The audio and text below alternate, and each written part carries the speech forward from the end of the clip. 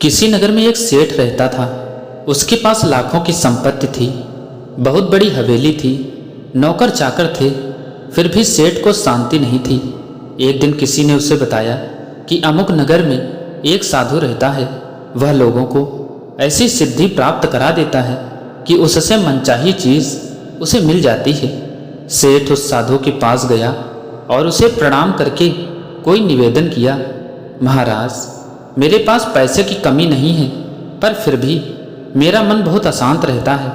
आप कुछ ऐसा उपाय बता दीजिए कि मेरी अशांति दूर हो जाए। सेठ ने सोचा कि साधु बाबा उसे कोई ताबीज़ दे देंगे या कुछ और दे देंगे जिससे उसकी इच्छा पूरी हो जाएगी, लेकिन साधु ने ऐसा कुछ भी नहीं किया। अगले दिन उसने सेठ को धूप में बिठाए रखा और स्वयं अपनी कुटिया के अंदर छाया में जाकर चैन से बैठा रहा। गर्मी के दिन थे। सेठ का बुरा हाल हो गया। उसको बहुत गुस्सा आया, पर वह उसे चुपचाप पी गया। दूसरे दिन साधु ने कहा, आज तुम्हें दिन भर खाना नहीं मिलेगा। भूख के मारे दिन भर सेठ के पेट में चूहे कूदते रहे। अन्न का एक दाना भी उसके मुंह में नहीं गया, लेकिन उसने देखा कि साधु ने तरह तरह के पकवान उसी के सामने बैठकर बड़े आनंद से खाए। सेठ सारी रात परेशान रहा। उसे एक क्षण को भी नींद नहीं आई। वह सोचता रहा कि साधु तो बड़ा स्वार्थी है। तीसरे दिन सवेरे ही उठकर उसने अपना बिस्तर बांधा और चलने को तैयार हो गया। तभी साधु बाबा उसके सामने आकर खड़े हो गए और बोले, सेठ क्या हुआ? सेठ ने कहा, मैं यह बड़ी आशा लेकर आपके पास आया था, लेकिन मुझे यहाँ कुछ नहीं मिला। उल्टी ऐसी मुसीबतें मिली जो मैंने जीवन में कभी नहीं उठाई। अब मैं जा रहा हूँ। साधु हंसकर बोले, मैंने तुझे इतना कुछ दिया, पर तूने कुछ भी नहीं लिया। सेठ ने विस्मय भाव से साधु की ओर देखा और बोला, आपने तो मुझे कुछ भी नहीं दिया। साधु ने कहा, सेठ, पहले दिन जब मैंने तुझे धूप में बिठाया और स्वयं छाया में बैठा रहा, तो इसके जरिए मैंने तुझे बताया कि तेरी छाया तेरे काम नहीं आ सकती। जब मेरी बात तेरी समझ में नहीं आई, तो दूसरे दिन मैंने तुझे भूखा रखा और स्वयं खूब अच्छी तरह खाना खाया। उससे मैंने तुझे समझाया कि मेरे खा लेने से तेरा पेट नहीं भर सकता। सेठ, याद रख, मेरी साधना से तुझे सिद्धि नहीं मिलेगी। धन तूने खुद अपने पुरुषार्थ से कमाया है और शांत भी तुझे अपने ही पुरुषार्थ से मिलेगी। सेठ की आंखें खुल गईं और उसे अपनी मंजिल पर पहुंचने का रास्ता मिल गया। साधु के प्रति कृतज्ञता व्यक्त करते हुए वह घर लौट गया और अब वह शांत हो गया था। उसका मन भी अब बिल्कुल शांत हो चुका था। यह कहानी ऐसी कहानी है जो मनुष्य के अंतहीन इच्छाओं को बताती है। कहानी की शुरुआत ऐसे होती है कि एक बार एक सन्यासी एक आदमी के घर मेहमान बनकर आता है। सन्यासी का आदर सत्कार होता है। जब रात हो जाती है तो खाना खाने के बाद वे एक दूसरे से बातें करने लगते हैं। बातों ही बातों में सन्यासी उस आदमी से पूछता है, तुम अपने जीवन यापन के लिए क्या करते हो? वह आदमी बोलता है, मैं छोटी मोटी खेती करता हूँ। सन्यासी आदमी से बोलता है कि तुम यहाँ पर छोटी मोटी खेती कर रहे हो, तुम साइबेरिया क्यों नहीं चले जाते? वहाँ तो ज़मीन इतनी सस्ती है कि एक तरह से मुफ्त में मिलती है। तुम यहाँ पर ज़मीन जायदाद बेचो और वहीं चले जाओ। वहाँ पर हज़ारों एकड़ ज़मीन तुम्हें सस्ती मिल जाएगी और वहाँ के लोग भी इतने सीधे साधे हैं कि वे मुफ्त में ही ज़मीन दे देते हैं। वो इंसान रात भर सोचता रहा और उसने निर्णय किया कि वह साइबेरिया जाएगा। किसको मुफ्त का धन बुरा लगता है साहब। अगले ही दिन वह सारा ज़मीन जायदाद बेचकर साइबेरिया की तरफ चल पड़ा। वहाँ पहुँचा तो पता चला जो सन्यासी ने जो बात बोली थी वो सच्ची थी। उसने वहाँ के लोगों से पूछा कि यहाँ पर मैं ज़मीन खरीदना चाहता हूँ। वहाँ के लोगों ने बोला कि जितना भी तुम पैसे लेकर आए हो वो हमारे पास रख दो, कल तुम सुबह इस जगह पर आना। अगले दिन वो आदमी उस नियत जगह पर पहुँच गया।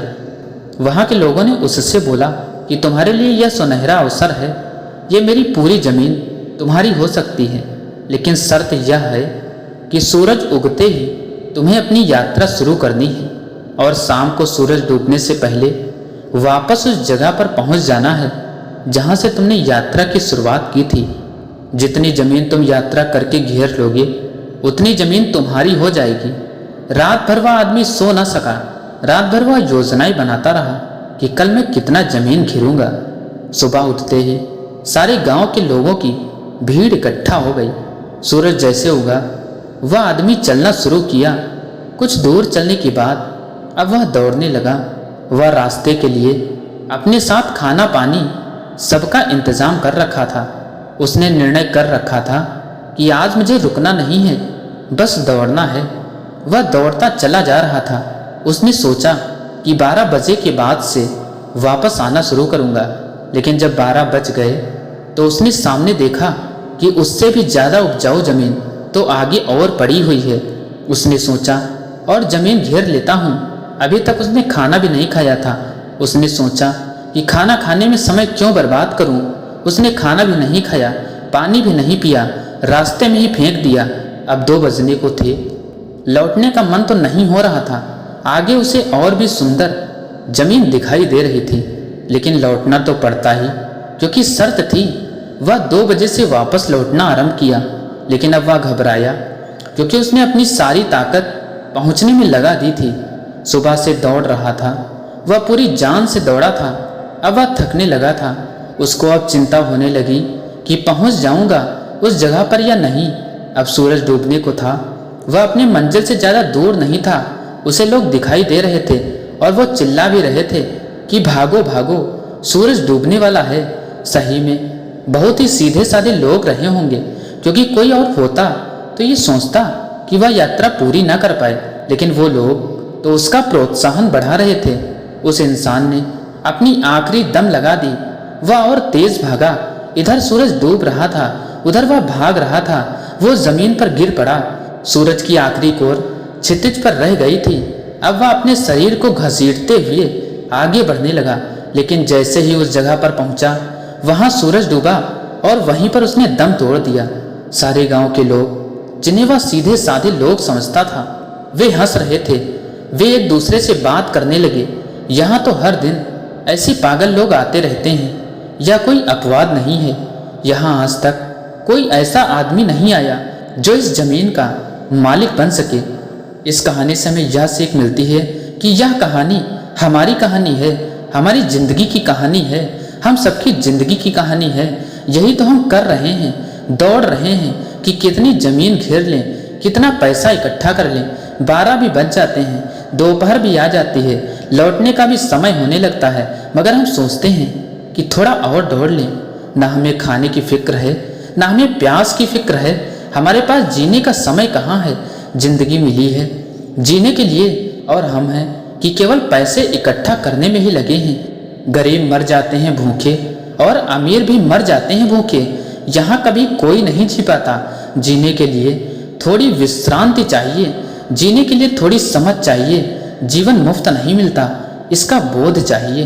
तो दोस्तों आशा करता हूँ कि आपको ये आज की कहानी बहुत पसंद आई होगी। अगर आपको ये कहानी पसंद आई है तो वीडियो को जितना हो सके उतना ज़्यादा शेयर करना, और ऐसी ही कहानियाँ रोज़ाना सुनने के लिए हमारे चैनल को ज़रूर सब्सक्राइब करना, क्योंकि यहाँ पर आपको ऐसी ही मोटिवेशनल कहानियाँ रोज़ाना सुनने को मिलेंगी। तो देर किस बात की।